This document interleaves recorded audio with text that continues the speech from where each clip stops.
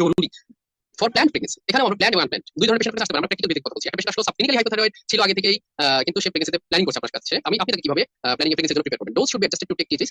Simple, ডোজটাকে একটু বাড়িয়ে দিতে হবে। সাবক্লিনিক্যাল তো ডোজটা খুব বেশি বাড়ানোর দরকার নেই, একটু বাড়িয়ে দিবেন। হয়তো 25 মাইক্রোগ্রাম বাড়িয়ে দিলেন। এই যে টিএসএইচটাকে 2.5 নিচে নিয়ে যেতে হবে, সোজা কথা। আমার টিএসএইচটাকে 2.5 নিচে নিতে হবে। প্রেগনেন্সির আগেই আমাদের নেওয়া টার্গেট থাকবে, সে সাবক্লিনিক্যালি হোক আর ওভার।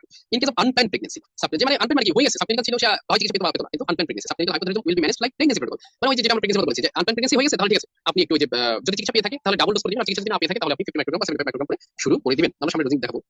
তাহলে এখানে আপনারা লেখেন যে ওইখানে আমরা দেখলাম যে প্রিপ্রেগনেন্সি ওভার হাইপোথাইরয়েডিজমের মধ্যে একটা হচ্ছে প্ল্যানিং কেস, একটা হচ্ছে আনপ্ল্যান্ড কেস। আর প্রিপ্রেগনেন্সি সাবক্লিনিক্যাল হাইপোথাইরয়েডিজমের মধ্যে আপনারা একটু লেখেন যে একটা গেল প্ল্যান্ড আর একটা আনপ্ল্যান্ড। তাহলে আমরা এই কেসগুলো দেখে ফেললাম। ফর বোথ কেস, মানে যে প্ল্যানিং হোক আনপ্ল্যানিং হোক, দুই ক্ষেত্রে যে একই নিয়ম। টিএফটি দেখবো 6 থেকে 8 সপ্তাহ পর টিল ডোজ স্টেবিলাইজেশন। যখন টিএসএইচটা নরমাল হয়ে যাবে সেই পর্যন্ত আমরা 6 থেকে 8 সপ্তাহ পর্যন্ত দেখতে থাকবো। তারপরে গিয়ে 20 সপ্তাহের আগ পর্যন্ত প্রতি 1 মাস পর্যন্ত দেখতে থাকবো, এবং তারপরে গিয়ে আমরা 6 সপ্তাহ পর দেখতে পারি, অথবা যদি সেটা সম্ভব না হয় তাহলে অন্তত 26 থেকে 32 বা আরাউন্ড 30 সপ্তাহের আশেপাশে গিয়ে একবার একটু চেকিং করে নিলেই হবে যে ঠিক টিএসএইচটা নরমাল আছে কিনা।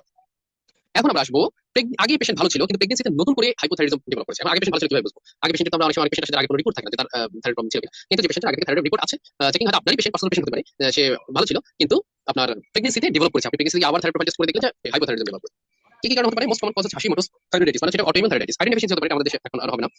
প্রায়র রেডিও আইরিন ট্রিটমেন্ট, এটা মানে হচ্ছে এটা কাজ বলতে এটা হাইপার থাইরয়েডিজম কেসের কথা বলছে। যে সমস্ত থাইরয়েড পেশেন্টের শুনে হাইপার থাইরয়েড পেশেন্ট, তাদের চিকিৎসা কিন্তু করা হয় এগুলো দিয়ে, রেডিও আইরিন অ্যাবলেশন দিয়ে, থাইরয়েডেক্টমি দিয়ে, অথবা অ্যান্টিথাইরয়েড ড্রাগ দিয়ে। সো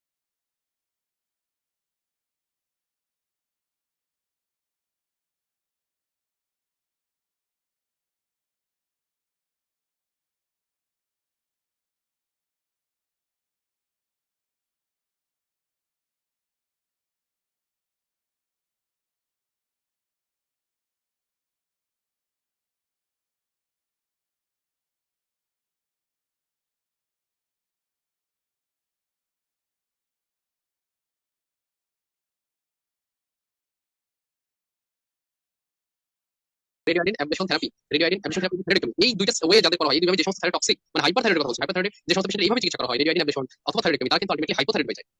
সো আমি কিভাবে করা হয় মানে থাইরয়েডেক্টমি। আর লেস কমন কজ হচ্ছে over treatment of hyper thyroidism. এটা হতেই পারে একটা হাইপার থাইরয়েড পেশেন্ট, তার ড্রাগের ডোজ বেশি হয়ে যাওয়ার কারণে সে হাইপোথাইরয়েডিজম ডেভেলপ করেছে, এটা iatrogenic hypothyroidism. Okay, most common cause হচ্ছে Hashimoto's thyroiditis. Management of maternal over hypothyroidism, check TSH as soon as pregnancy confirm. যে কোনো পেশেন্টের আমাদের টার্গেট থাকবে যখনই প্রেগন্যান্সি কনফার্ম হবে আমরা টিএসএইচ করে নিব। ফর নিউলি ডায়াগনোসড হাইপোথাইরয়েডিজম, নতুন করে হাইপোথাইরয়েডিজম প্রেগন্যান্সি ডেভেলপ করেছে এই ধরনের পেশেন্টের ক্ষেত্রে ইনিশিয়াল ডোজ অফ লেভোথাইরক্সিন হবে, সোজা কথা মনে রাখেন আজকে থেকে যে 100 মাইক্রোগ্রাম করে আপনারা শুরু করবেন, 100। এখানে যদি আপনি অনেক লেখা আছে এখানে যে 2 এমসিজি পার কেজি পার ডে, সেই হিসেবে বেশি হয় আমরা ফ্লোরে শুরু করে দিই 1 মাইক্রোগ্রাম করে দিব। আর ফর 100 মাইক্রোগ্রাম যদি মোটামুটি আপনার 50 60 70 কেজি ওজন হয় এরকম, আর তাতে কম হলে আর একটু কম দিতে মেইনটেইন করেছি যে একই কথা কিন্তু ফার্স্ট টাইম যেহেতু 2.5 পর্যন্ত হাইস্ট নরমাল, তো এর নিচে আমরা রাখছি। আমরা যে 100 মাইক্রোগ্রাম দিলাম, দেওয়ার পরে 6 সপ্তাহ পরে মিনিমাম 4 সপ্তাহ পরে আবার টিএসএইচ চেক করে দেখলাম, চেক করে দেখলাম যে না টিএসএইচ এখন 2.5 বেশি, আর একটু ডোজ বাড়িয়ে দিলাম, কিন্তু আবার 4 সপ্তাহ পরে দেখলাম যে যখন 1.5 এর চলে আসলো, তখন গিয়ে টিএসএইচ এর সাথে কি ফুটটাও চেক করলাম, দেখলাম যে না দুটোই ঠিক আছে। তখন গিয়ে আমাদের নেক্সট প্রোটোকল চলে আসবে, প্রতি 4 সপ্তাহ পর 1 মাস পর 20 সপ্তাহ পর্যন্ত আমরা ফলো করব। 20 সপ্তাহ পরে গিয়ে অন্ততপক্ষে একবার 30 সপ্তাহের আশেপাশে একবার করে আমরা দেখব, অথবা টিল ডেলিভারি আমরা 6 সপ্তাহ পরে দেখতে পারি। তাহলে এখানে দেখা গেল যে এখানে নতুন করে ডেভেলপ হয়েছে হাইপোথাইরয়েডিজম, সেই পেশেন্টের ক্ষেত্রে কিভাবে ম্যানেজ করলাম, এই একটা পেশেন্ট গেল, এটা একটা প্র্যাকটিক্যাল সাইড। টিএসএইচ এটা ওই কথাটাই যেটা বলেছি কত সপ্তাহ পর আমরা দেখতে। লেভোথাইরয়েডিজম শুধু কিছু আপনার কথা, আপনারা যদি প্রশ্ন করেন তাহলে একটু নিজেকে মিউট করে রাখবেন। মিউট করে রাখেন, যখন প্রশ্ন করবেন তখন আপনারা মিউট করে প্রশ্ন করবেন। ওকে, এখানে এটা কিছু জিনিস আসলে একটু মনে রাখতেই হবে। লেভেল যে সমস্ত পেশেন্ট খাচ্ছে, কিছু কিছু পেশেন্ট আছে লেভেল খাচ্ছে খাচ্ছে খাচ্ছে ডোজ বাড়ছে কিন্তু কাজ হচ্ছে না। খোঁজ নিয়ে দেখা গেল আপনি যদি হিস্ট্রি নেন দেখা যাবে যে সে আসলে ঠিক মতো খাচ্ছে না। আপনি তাকে অনেক সময় আমি আসলে দেখেছি যে কিছুই বলা হয় নাই, একটা জাস্ট দিয়ে দেওয়া হয়েছে যে সকালে বা খালি পেটে এতটুকু লিখে দেওয়া চলবে, অথচ পেশেন্টকে গাইড করা হয়নি। কতক্ষণ লাগে একটা পেশেন্ট এই লেভেল ট্যাবলেট খেয়ে কালকে খাচ্ছে, তার সাথে ব্রেকফাস্ট করছে, এটা তো হবে না। এই ড্রাগটা তো ইফেক্টিভ হবে না। একটা পেশেন্ট পিপিআই খাচ্ছে, পিপিআই দিচ্ছে এবং একটা পিপিআই আসলে আপনার একটু মিউট করে রাখেন পিপিআই বা হ্যালো, আপনারা প্লিজ একটু মিট রাখেন। যদি কোনো প্রশ্ন থাকে আমার সাথে মিট করে প্রশ্ন করুন। ওকে, দেখা যাচ্ছে যে পেশেন্ট পিপিআই পায়, আয়রন ক্যালসিয়াম পায়, আয়রন পায়, যে এগুলো আসলে তারা দেখা যাচ্ছে খাবার আগে খাচ্ছে, লেভোথাইরক্সিন খাবার আগে খেয়েছে, একই সাথে খেয়েছে না, এভাবে হবে না। এটা কিন্তু এত সহজ না। দেখেন levothyroxine should not be within 4 hours before, আপনার এই জিনিসগুলো নেওয়ার 4 ঘন্টা আগে বা পরে আসলে লেভোথাইরক্সিন নেওয়া উচিত নয়। আয়রন ক্যালসিয়াম মিল্ক বেরি, আমরা এই একটা লিস্ট দেখাবো এরকম, এগুলোর সাথে আসলে 4 ঘন্টা গ্যাপ রাখা উচিত। আর এখানে কি বলা হয়েছে, women who needed to start levothyroxine during pregnancy may not require levothyroxine postpartum. তাহলে এই পয়েন্টটা কিন্তু মাথায় রাখতে হবে। আমি এর আগে বলেছিলাম যে যাদের প্রেগন্যান্সি পূর্বে থেকে যারা হাইপোথাইরয়েড ছিল তাদের কিন্তু ড্রাগটা কন্টিনিউ করতেই হয়। তাদের ক্ষেত্রে কি বলেছিলাম যে জাস্ট ডেলিভারি পরের দিনে পূর্বে ডোজে চলে যাবে, জাস্ট ওই প্রেগন্যান্সির আগে যত ডোজ নিত, যত পাওয়ার নিত ওইভাবে শেষ, কোনো হিসাব নিকাশের দরকার নেই। কিন্তু যারা নতুন করে ডেভেলপ করেছে প্রেগন্যান্সিতে তাদের কিন্তু অনেক সময় আমরা প্রেগন্যান্সির পরে বন্ধ করে দিই, সেই সুযোগটা আমাদের রয়েছে। তাহলে in this case levothyroxine can be discontinued, এটা আসলে ডিসকন্টিনিউ হবে স্পেশালি when ডোজ যদি 50 মাইক্রোগ্রামের চেয়ে কম লাগে। প্রেগন্যান্সি পিরিয়ডে যে মহিলার নিউলি ডেভেলপড হাইপোথাইরয়েডিজমের ক্ষেত্রে ডোজ অনেক কম লাগতো, 50 মাইক্রোগ্রাম লাগতো টিএইচএসটাকে নরমাল রাখার জন্য, তার ক্ষেত্রে প্রেগন্যান্সি পরে আমরা ডোজ বন্ধ করে দিব। বন্ধ করে দিয়ে আমরা আবার চেক করতে হবে যে লেভোথাইরক্সিন বন্ধ করার পর 6 সপ্তাহ পরে টিএইচএসটা চেক করতে হবে। যদি টিএইচএস ভালো থাকে ফাইন, তাহলে আমাদের লাগবে না। বাট টিএইচএসটা যদি আবার বেড়ে যায় তাহলে আমাদের ডোজিং আবার অ্যাডজাস্ট করতে হবে, তারপরে আবার দেখতে হবে। এখন আরেকটা কথা, তাহলে কত ধরনের পেশেন্ট আসতে পারে? আগে থেকে প্রেগন্যান্ট ছিল, প্ল্যান্ড আনপ্ল্যান্ড, আগে থেকে সাবক্লিনিক সরি আগে থেকে হাইপোথাইরয়েডিজম ছিল, আগে থেকে সাবক্লিনিক্যালি হাইপোথাইরয়েড ছিল, প্ল্যান্ড আনপ্ল্যান্ড। তাদের ক্ষেত্রে আফটার ডেলিভারি যারা আগে থেকে ছিল, আফটার ডেলিভারি তাদের ক্ষেত্রে পূর্বের ডোজটা কন্টিনিউ করলাম, ওকে শেষ। আপনার পুরো সিনারিও পুরো জিনিস পরিষ্কার করে বলে দিচ্ছি। এখন যারা নতুন করে ডেভেলপ করলো, আমরা কোনটা দেখলাম নতুন করে হাইপোথাইরয়েডিজম, ওভার্ট হাইপোথাইরয়েডিজম ডেভেলপ করেছে, তাদের ক্ষেত্রে আমরা অলরেডি দেখে ফেলেছি 100 মাইক্রোগ্রাম শুরু করছি। এখন যেটা দেখছি যে নতুন করে সাবক্লিনিক্যাল হাইপোথাইরয়েডিজম ডেভেলপ করেছে, মানে ওই যে সাবক্লিনিক্যাল মানে হচ্ছে আপনার টিএইচএস থেকে বেশি বাট টি4 স্টিল উইদিন নরমাল রেঞ্জ। প্রেগন্যান্সিতে কোনো পেশেন্ট আগের রিপোর্ট ভালো, আগে ভালো ছিল প্রেগন্যান্সিতে, অথবা আগের রিপোর্ট ভালো অথবা আগের রিপোর্ট আপনি জানেন না, এই পেশেন্টের নিউলি ডিটেক্টেড সাবক্লিনিক্যাল হাইপোথাইরয়েডিজম যদি হয়, সেই ক্ষেত্রে আপনাকে অবশ্যই অ্যান্টিটিপিও করতে হবে। অ্যান্টিটিপিও অবশ্যই করতে হবে, এটা ডিসিশন নেওয়ার জন্য যে পেশেন্টের চিকিৎসা লাগবে কিনা। আমি জাস্ট একটু দেখাবো, একটু পরে আপনারা জাস্ট একটু মাথায় রাখেন অ্যান্টিটিপিও লাগবে। Subclinical hypothyroidism typically requires dose of levothyroxine dose 50 microgram per day in for effective. সাধারণত আসলে 50 কম হলেই হয়ে যায়। আমরা ওভার থেকে 100 মাইক্রোগ্রাম বলেছিলাম, সাবক্লিনিক্যালি তার অর্ধেক করে দিব, 50 করে দিব। টেক অ্যাট লিস্ট 6 উইকস, একই প্রোটোকল 6 সপ্তাহ অথবা এখানে 4 সপ্তাহ পরে দেখা যেতে পারে। 4 থেকে 6 সপ্তাহ পরে আমরা দেখব যে পরিপূর্ণভাবে টিএইচএস ইফেক্ট দেখার জন্য, তারপর 4 সপ্তাহ পর 20 সপ্তাহ পর্যন্ত দেখব, তারপর ওই যে এক কথা treatment decision of pattern of subclinical hypothyroidism হবে আপনার টিপিও অ্যান্টিবডি এবং টিএইচএস দুটোর উপর ডিপেন্ড করে, টিএইচএস অ্যান্টিপিও অ্যান্টিবডি। প্রেগন্যান্সিতে সাবক্লিনিক্যাল হাইপোথাইরয়েডিজম ডিটেক্ট করা হয়েছে, এই ধরনের পেশেন্টের ক্ষেত্রে লেভোথাইরক্সিন থেরাপি আমরা দিব কি দিব না সেটা এই জাস্ট এই ছকের মধ্যে ফেললেই আপনি পেয়ে যাবেন। এই এমন কোনো কেস আপনি সারা জীবনে কখনোই পাবেন না সাবক্লিনিক্যাল হাইপোথাইরয়েডিজম প্রেগন্যান্সি যেটাকে আপনি এই ছকগুলোর মধ্যে ফেলে পারবেন না। এই যে দেখেন, যদি টিএইচএস লেভেল 4 বেশি থাকে, টিপিও পজিটিভ থাকে, টিপিও আপনি বললেন টিপিও পজিটিভ, ট্রিটমেন্ট লাগবে। টিএইচএস লেভেল 10 এর বেশি, টিপিও নেগেটিভ থাকলে ট্রিটমেন্ট লাগবে। দ্যাট মিন্স টিএইচএস লেভেল যদি 10 এর বেশি থাকে তাহলে টিপিও অ্যান্টিবডি আপনি না করলেও চলছে, মানে নেগেটিভ থাকলে আপনার ট্রিটমেন্টটা লাগছে। যদি টিএইচএস 2.5 থেকে 4 এর মধ্যে, তখন টিপিও অ্যান্টিবডি পজিটিভ হলে can be considered. TPO THS level 4 থেকে 10, টিপিও অ্যান্টিবডি নেগেটিভ হলে considered. THS less than 4 not recommended, less than 2.5 positive হোক নেগেটিভ হোক, এই ক্ষেত্রে অপারেট না করলেও চলছে, নট রিকমেন্ডেড যদি টিএইচএস লেস দ্যান। এখন এই যে can be considered when patient has fertility pregnancy loss, fertility problem, pregnancy loss, pre-eclampsia, এই ধরনের সমস্যা থাকলে তাদের ক্ষেত্রে আমরা কনসিডার করব। গুড টু নো, এটা হচ্ছে প্রোটোকল, ফলো প্রোটোকল সবার জন্য একই, সব হাইপোথাইরয়েডিজম সাবক্লিনিক্যাল ওভার সবার জন্য। এই যে টিএইচএসটা আমরা অ্যাডজাস্ট করার পর 4 সপ্তাহ পর দেখে টিএইচএস অ্যাডজাস্ট করার পর আবার যে প্রতি 4 সপ্তাহ পর until 20 gestation week, and then তারপর অ্যাটলিস্ট একবার তো দেখতেই হবে, 30 সপ্তাহের আশেপাশে একবার দেখতেই হবে। আইসোলেটেড হাইপোথাইরয়েডিজমিয়া আপনাদের মনে আছে কিনা? আমি হাইপোথাইরয়েডিজমের যে তিনটা টাইপ বলেছিলাম প্রেগন্যান্সিতে দেখা যায়, তার মধ্যে একটা ছিল আইসোলেটেড হাইপোথাইরয়েডিজমিয়া, মানে হলো টিএইচএস নরমাল বা টি4 কম। আমি যে কথা বলি যে এখনো পর্যন্ত এটার জন্য কোনো ট্রিটমেন্ট রিকমেন্ড করা হয়নি, ইফেক্টিভ কোনো ট্রিটমেন্ট রিকমেন্ড করা হয়নি, দ্যাট মিন্স এটার জন্য ট্রিটমেন্ট আসলে আমরা দিব না। Postpartum follow up of pregnancy with hypothyroidism, postpartum follow up কিভাবে? একটা পেশেন্টের হাইপোথাইরয়েডিজম ছিল, আমরা তো অলরেডি দেখে ফেলেছি কিভাবে কাকে প্রসিড করব, কত ধরনের হতে পারে। আমরা পোস্টপার্টাম কি করব? Who had newly diagnosed hypothyroidism, যারা যে সমস্ত রোগী প্রেগন্যান্সিতে নতুন করে হাইপোথাইরয়েডিজম ডেভেলপ করেছিল তাদের ক্ষেত্রে আমরা ড্রাগ ডিসকন্টিনিউ করতে পারি। আমরা অলরেডি জেনেছি, কিন্তু এখানে বলা হয়েছে যে নতুন করে ডেভেলপ করেছিল এবং ডিসকন্টিনিউ করা হয়ে গেছে, তো ডিসকন্টিনিউ করলাম, তারপরে কি করব? তারপর 6 থেকে 8 সপ্তাহ পর পর এই যে দেখেন বলা হবে 6 to 8 weekly for first 6 months, প্রথম 6 মাসে আমরা 8 সপ্তাহ পর মানে 2 মাস পর দেখতে থাকবো প্রথম 6 মাসের জন্য। দেন যদি ভালো থাকে রিপোর্ট ফাইন, আমরা জাস্ট চেকআপ করে যাব। যদি খারাপ থাকে, টিএইচএসটা বেড়ে যায়, হাইপোথাইরয়েডিজম আবার ডেভেলপ করে, তখন কিন্তু লেভোথাইরক্সিন ড্রাগ অ্যাড করতে হবে। অ্যাড করে আবার আপনার ওভার হাইপোথাইরয়েডিজম যে ট্রিটমেন্ট নন প্রেগন্যান্ট যে প্রোটোকল সেভাবে ট্রিটমেন্ট দিতে হবে। এন্ড দেন ওয়ান্স ইয়ারলি 6 মাস পর্যন্ত দেখবো, আমরা বছরে একবার করে আসলে দেখি যথেষ্ট, আদারওয়াইজ একবার করে দেখবো, যদি খারাপ থাকে তাহলে ড্রাগ যোগ করতে হবে। প্রি প্রেগন্যান্সি হাইপোথাইরয়েডিজম এখানে হচ্ছে নিউলি ডায়াগনোস ছিল, এখন এটা হচ্ছে প্রি প্রেগন্যান্সি, মানে যারা আগে থেকে হাইপোথাইরয়েড ছিল, সেটা সাবক্লিনিক্যাল হতে পারে, ওভার হতে পারে, এবং তাদের ক্ষেত্রে আমরা অলরেডি বলেছি যে ড্রাগটা কন্টিনিউ করতে হয়, জাস্ট ডেলিভারি পর দিন থেকেই আগের নিয়ম অনুযায়ী আগের ডোজে ড্রাগটা কন্টিনিউ করবে। তাদের ক্ষেত্রে ফলো কিভাবে হবে? 6 থেকে 8 সপ্তাহ এই যে আগের ডোজে চলে গেলাম, তারপর আবার 6 থেকে 8 সপ্তাহ পর্যন্ত পর আমরা দেখবো, দেখে টিএইচএসটা ঠিক আছে দেখবো, টিএইচএস যদি কম বেশি আমরা ডোজও কম বেশি করে একটা পর্যায়ে টিএইচএসটা ঠিক করলাম, ঠিক করার পরে তারপরে 6 মাসের মধ্যে একবার দেখবো, তারপর যখন টিএইচএসটা নরমাল হয়ে যাবে তখন যদি টিএইচএস নরমাল থাকে দেন বছরে একবার করে বাকি লাইফ একটু জাস্ট ফলো করব, বছরে একবার করে। ফর ফলো আপ হাইপোথাইরয়েডিজম এফাসিজম টিএইচএস ফার্স্ট, মানে অবশ্যই অবভিয়াসলি সবসময় হাইপোথাইরয়েডিজম জন্য টিএইচএস ফার্স্টই দেখতে হবে। আমি একটা এক্সট্রা কথা বলে রাখি, থাইরোটক্সিকোসিস মানে হাইপারথাইরয়েডিজমের চিকিৎসা যাদের করা হয় ড্রাগ দিয়ে, তাদেরকে কিন্তু এটা উল্টা এই টিএইচএস কিন্তু দেখা হয় না, যেটা আমরা ওটা নিয়ে কথা বলছি না আজকে, শুধু হাইপোথাইরয়েডিজম নিয়ে বলছি। হাইপোথাইরয়েডিজমের ফলো হবে অবশ্যই টিএইচএস দিয়ে, ফার্স্ট টিএইচএস দিয়ে, কিন্তু পরে কিন্তু এপিফোর দেখতেই হবে। মানে টিএইচএসটাকে আগে আমরা ফোকাস করে একটা পর্যায়ে টিএইচএসটাকে নরমাল করলাম, নরমাল করার পর যখন টিএইচএস নরমাল হয়ে গেল তখন এপিফোরটাও একটু দেখব, এপিফোরটা নরমাল আছে কিনা। এপিফোর যদি দেখি যে অ্যাবনরমাল আছে, তখন ওইটার জন্য ড্রাগটা আরো একটু টাইট কন্ট্রোল বা অল্প কম বেশি করে আমরা টি54টাও লিমিটের মধ্যে রাখার নিয়ে আসবো। আমাদের টিএইচএসটা যদিও আমরা টিএইচএসটাকে ইউজ করি ট্রিটমেন্ট পারপাজে, কিন্তু আমাদের কিন্তু অ্যাকচুয়াল থাইরয়েড হরমোন কিন্তু টি4, এটাকে নরমাল আনতে হবে। আচ্ছা, এটা নরমাল একটা ব্যাপার, কিন্তু এনি টাইম যে কোনো সময় টিএপি থাইরয়েড চেক করতে হবে, মানে advance clinical presentation suspected for PPT, advance clinical presentation হবে, মানে আপনারা বুঝতে পারছেন ক্লিনিক্যালি আবার হাইপোথাইরয়েড হয়ে গেছে, মনে হচ্ছে ব্র্যাডিকার্ডিয়া বা অনেক যে সিম্পটমস গুলো, হেয়ার লস, কোল্ড ইন্টলারেন্স, এই জিনিসগুলো, অথবা ক্লিনিক্যালি হাইপারথাইরয়েড হয়ে গেছে, মানে ড্রাগ ওভারডোজ হয়ে গেছে, থাইরোটক্সিকোসিসের মধ্যে প্রিটার হচ্ছে, প্যালপিটেশন হচ্ছে, সোয়েটিং হচ্ছে, ওয়েট লস হচ্ছে, তারপরে আপনার ডায়রিয়া বা হাইপার ডেফিকেশন হচ্ছে, তারপরে মেনস্ট্রুয়েশন কমে গেছে, এই ধরনের হলে তখন কিন্তু আমাদের বুঝতে হবে যে হিট ইনটলারেন্স, তাহলে যে ডোজটা হয়তো বেশি হচ্ছে তখন চেক করতে হবে। অথবা সাসপেক্টেড ফর পিপিটি, পিপিটি হচ্ছে পোস্টপার্টাম থাইরয়েডাইটিস, ওইটার দিকে আমরা না যাই, ওইটা এন্ডোক্রাইনের মধ্যে রাখি। আচ্ছা, লেভোথাইরয়েড অ্যাডভাইস, লেভোথাইরয়েড দেওয়ার সময় আপনাকে কি অ্যাডভাইস অবশ্যই পেশেন্টকে দিতে হবে, must be taken 4 hours after last meal, মানে পূর্বের যে মিল তার থেকে কমপক্ষে 4 ঘন্টা পরে এবং 1 আওয়ার বিফোর নেক্সট মিল, মানে কমপক্ষে পরবর্তী মিলের 1 ঘন্টা আগে নিতেই হবে। এই যে 1 ঘন্টা আগে, এটা কোথাও কোথাও 30 মিনিট আগে বলা হয়েছে, 30 মিনিট আগে নিতে যথেষ্ট, 1 ঘন্টা কোথাও কোথাও 1 ঘন্টা বলা আছে। আমরা আসলে হাই স্টেপ ফিক্সিং এর জন্য সেভ থাকতে মিনিমাম 1 ঘন্টা বলি। Dose must not be taken, মানে লেভোথাইরয়েড ড্রাগের আগে অথবা পরে 4 ঘন্টা আগে অথবা 4 ঘন্টা পরের মধ্যে এই জিনিসগুলো নেওয়াই যাবে না, তাহলে এই ওষুধের এফিকাসি কমে যাবে। ক্যালসিয়াম, এখন এগুলো কেন দরকার? আপনারা খুবই ফ্রিকোয়েন্টলি প্রেগন্যান্সিতে আয়রন ক্যালসিয়াম প্রেসক্রাইব করে থাকেন, আয়রন ক্যালসিয়াম হাইপারসিটি হলে অ্যান্টাসিড বা পিপিআই, এই জিনিসগুলো, তাহলে এটা মাথায় রাখতে হবে ক্যালসিয়াম এবং আয়রন, কিন্তু ওই মোট কথা ওই বেলা আপনি দিবেন না। আর যদি 4 ঘন্টা গ্যাপ ভালো একটা পেশেন্ট ঘুমতে করে ফজরের নামাজের সময় লেভোথাইরয়েড খেয়ে ফেললো, তো বেস্ট, তাহলে তার জন্য বেস্ট, মানে তার হচ্ছে রাতে ডিনারের থেকে একটা ভালো গ্যাপ হলো, ব্রেকফাস্টের থেকে একটা ভালো গ্যাপ হলো, এক্ষেত্রে 4 ঘন্টা গ্যাপ মেইনটেইন করতে হবে, ফাইন, তাহলে সে মর্নিং এ আয়রন ক্যালসিয়াম নিতে পারবে। বাট আদারওয়াইজ এটা কিন্তু আসলে নেওয়া ঠিক হবে না, এগুলোকে অন্য বেলা দিতে হবে। অ্যান্টাসিড, সুক্রালফেট, সুক্রালফেট এটা হচ্ছে আমরা যে ডিউরেনাল আলসার বা গ্যাস্ট্রিক আলসার ইউজ করা হয়, phosphate, calcium carbonate, ferrous sulphate, bile acid sequestrants, dyslipidaemia drug, cholestyramine, milk ও ডেইরি প্রোডাক্টস, দুধ এবং দুধজাতীয় খাবার, এই জিনিসগুলো কিন্তু 4 ঘন্টা পরে দিতে হবে। অলিস্টেট, এটা অনেক সময় অর্গানিক সিপ্রোফ্লক্সাসিন অ্যান্টিবায়োটিক, পিপিআই, এই যে পেন্টোপ্রাজোল, লেভোপ্রাজোল, এগুলো পিকা বনোপ্রাজোল, নতুন যেটা এসেছে বনোপ্রাজোল, এই জিনিসগুলো আসলে অবশ্যই অবশ্যই এটা পেশেন্টকে শিখিয়ে দিতে হবে। মেডিকেশন কাউন্সেলিং কি করতে হবে? There is no dietary preparation for hypothyroidism itself, মানে হাইপোথাইরয়েডিজমের জন্য কোনো খাবার দাবার যে আপনি খাইটা খাবেন এটা খাবেন না, এই ধরনের কোনো আসলে বাধ্যবাধকতা পেশেন্টের জন্য নেই। However milk and dairy products 5 minutes, এটা হচ্ছে ওইটা যেটা বললাম, লেভোথাইরয়েড দেওয়ার আগে অথবা পরে এগুলো একটু আসলে গ্যাপ রেখে নিতে হবে।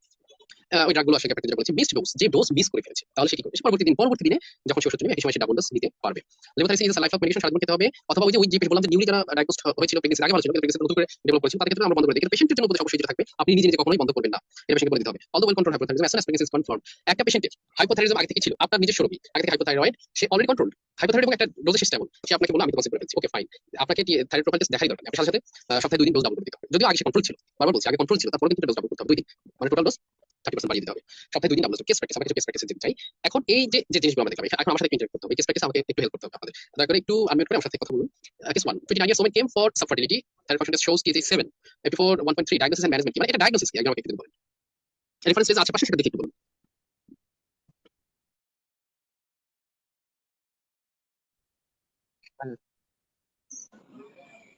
আচ্ছা, হ্যাঁ, সাবক্লিনিক্যাল হাইপোথাইরয়েডিজম, কেন এটা সাবক্লিনিক্যাল হাইপোথাইরয়েডিজম বলেন?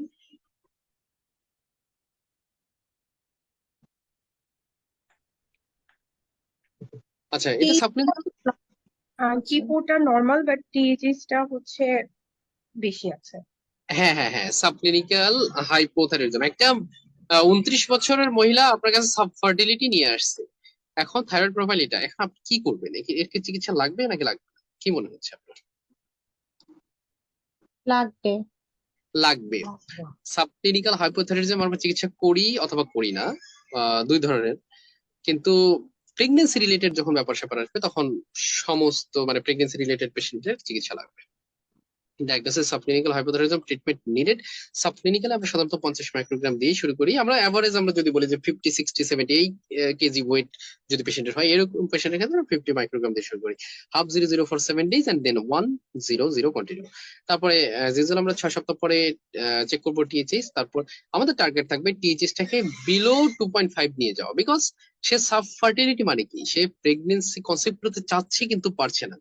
যে পেশেন্ট কনসেপ্ট করতে চাচ্ছে বাট তার হাইপোথাইরয়েডিজম আছে, মানে টিএইচএস বেশি আছে, কোন পেশেন্ট টিএইচএস বেশি আছে কিন্তু সে কনসেপ্ট করতে চাচ্ছে, কনসেপ্ট করতে চাচ্ছে, মানে সে তাহলে তাকে টিএইচএস টাকে 2.5 এর নিচে অবশ্যই নিতে হবে, এটাই আমাদের টার্গেট। ওকে, নেক্সট কেসে আমরা একটু যাই। 27 years hypothyroid woman is taking levothyroxine 100 mcg daily and want to conceive. TFT shows THS 3.5, ওকে, 3.5 দেখাচ্ছে নর্মাল, 84 নর্মাল, 83 ও নর্মাল। এই ক্ষেত্রে আপনি আসলে কি করবেন, কিভাবে তাকে আপনি প্রিপেয়ার করবেন প্রেগন্যান্সির জন্য, বা কিভাবে আগাবেন আপনি? ও তো অলরেডি 100 খাচ্ছে এবং নর্মাল আছে তার থাইরয়েড প্রোফাইল। ইনক্রিজ করতে হবে ডোজ। ডোজ ইনক্রিজ করতে হবে, বিকজ টিএইচএস টাকে আমাকে 2.5 এর নিচে নিতে হবে। জি, টেক সেম ডোজ, আমরা ওই যে ওইটাই করে দিব, ডাবল ডোজ নিব সপ্তাহে 2 দিন, তাহলে 6 উইকস পর আবার চেক করব।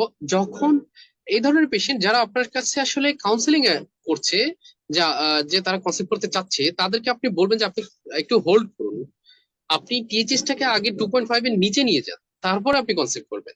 সো আপনি ডোজটাকে বাড়িয়ে টিএইচএসটাকে 2.5 এর নিচে নিয়ে যান, 6 ডোজ বানাবেন, তারপর 6 সপ্তাহ পরে আবার টিএইচএসটা দেখবেন, দেখে 2.5 এর নিচে নিয়ে যান, তারপরে আপনি তাকে বলবেন যে ওকে এখন আপনি কনসেপ্ট করতে পারেন।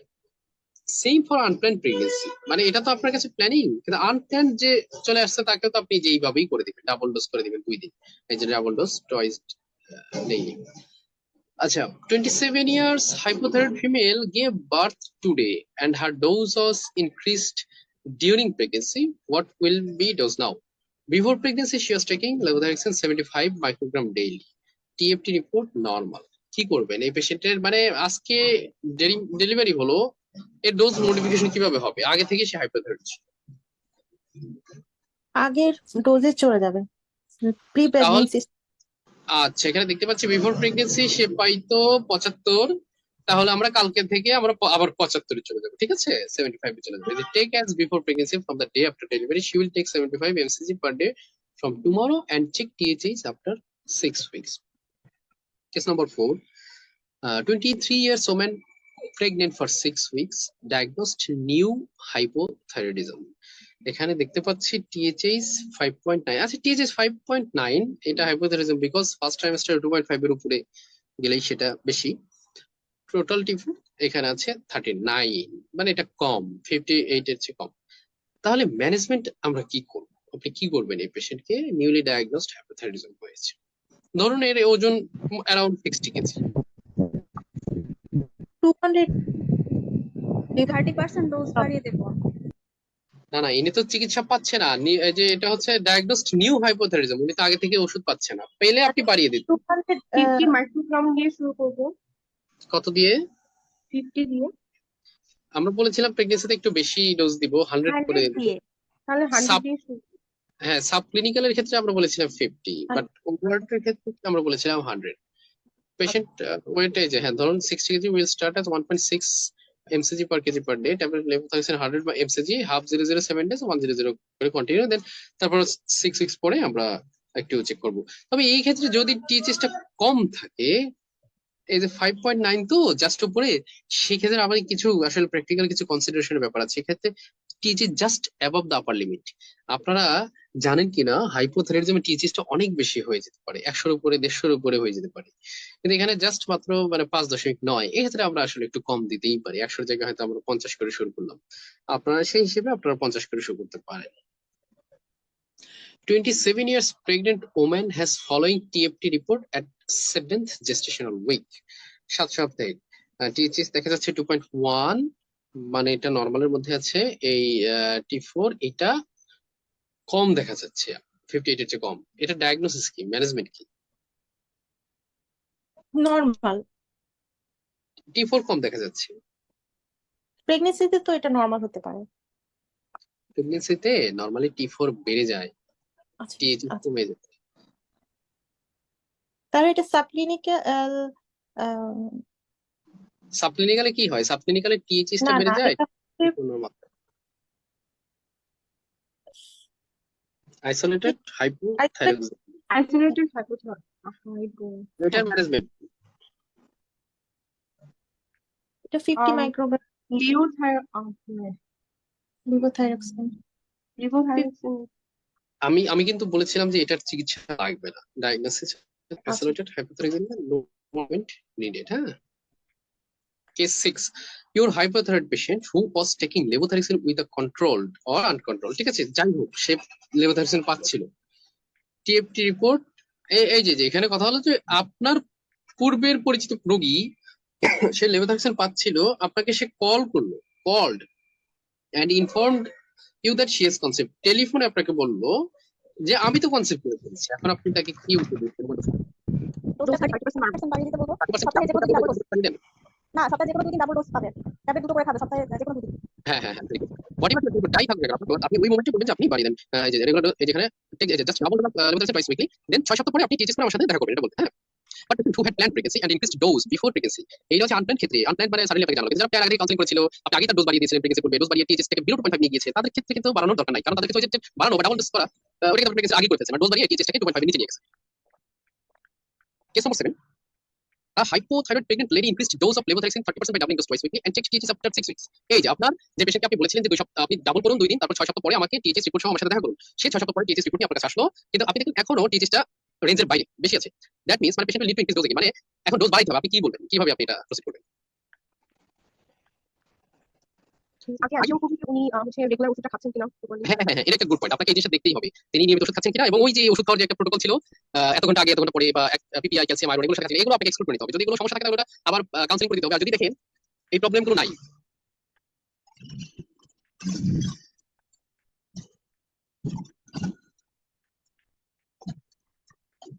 আচ্ছা যদি দেখেন এই প্রবলেমগুলো নেই, তখন আপনি কি করবেন? তখন আরেকটা দিন ডাবল করে দেন, থ্রাইস উইকলি করে দেন, ঠিক আছে? এখানে আমি উদাহরণস্বরূপ দিয়ে দিয়েছি যে আগে ধরুন এই যে এখানে দুটো ট্যাবলেট নিত ফ্রাইডে এবং মানডে নিত ধরুন, তাহলে আপনি অতিরিক্ত আরেকটা দিন দিয়ে দেন, এই যে university additional day like Thursday দিয়ে দিবেন। একটু করে একটু বুদ্ধি করে এমন ভাবে বাড়িয়ে দিবেন যাতে পেশেন্ট খুব ইজিলি নিতে পারে। ডাবল ডোজ দেওয়াটা ইজি। আমি দুঃখিত, আমার এখানে একটু আসলে সাউন্ড হচ্ছে।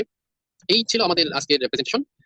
এখন আমি বলছিলাম যে খাতা কলমে লিখছেন কিনা, যে কোনটা কি সাইড আমরা আলোচনা করেছি, এর বাইরে কি কোনো আসলে হাইপোথিসিস পেশেন্ট আপনার কাছে আসতে পারে কিনা আমার জানা নেই। এখন আপনারা বলেন, কিছু বলার থাকলে বলতে পারেন। কারণ কোনো কিছু বলার আছে? ক্লাসটা রেকর্ডেড দেওয়া হবে? হ্যাঁ, রেকর্ডিং দেওয়া হবে ইনশাআল্লাহ। আচ্ছা যদি আসলে বলার না থাকে তাহলে আমরা ভাইয়া একটা প্রশ্ন ছিল, জি বলুন। ভাইয়া নন প্রেগনেন্ট কেউ তো আমার কাছে আসতে পারে, তখন আসলে ডোজটা কিরকম হবে বা তখন কিভাবে ম্যানেজ করবো? নন প্রেগনেন্ট ডোজ হচ্ছে 1.6 microgram per KG per day. ওই 60 কেজি ওয়েটের পেশেন্টের ক্ষেত্রে এটা 1.6 এমসিজি পার কেজি যদি হিসাব করি, তাহলে এটা 100 মাইক্রোগ্রাম মতো আসে। সেক্ষেত্রে আমরা একটু লো ডোজ শুরু করি, 75 মাইক্রোগ্রাম করে শুরু করি।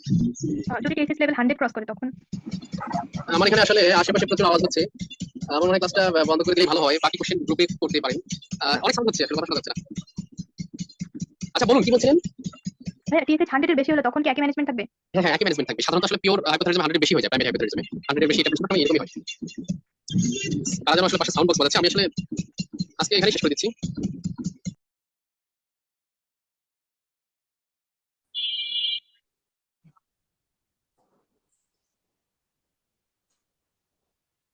বিসমিল্লাহির রহমানির রহিম। রব্বি জিদনি ইলমা, রব্বি ইয়াসসির ওয়া লা তুআসসির ওয়া তাম্মিম আলাইনা বিল খাইর। রব্বি ইশরাহ লি সাদরি ওয়া ইয়াসসির লি আমরি ওয়াহলুল উকদাতাম মিন লিসানি ইয়াফকাহু কওলি। আলহামদুলিল্লাহ, আমরা পূর্ববর্তী 3টা ক্লাসের মধ্যে প্রেগন্যান্সিতে অ্যাসোসিয়েটেড যে ডিজিজ গুলো আছে ওইগুলো কিভাবে ট্রিটমেন্ট দিতে হবে সেগুলো নিয়ে আলোচনা করেছি।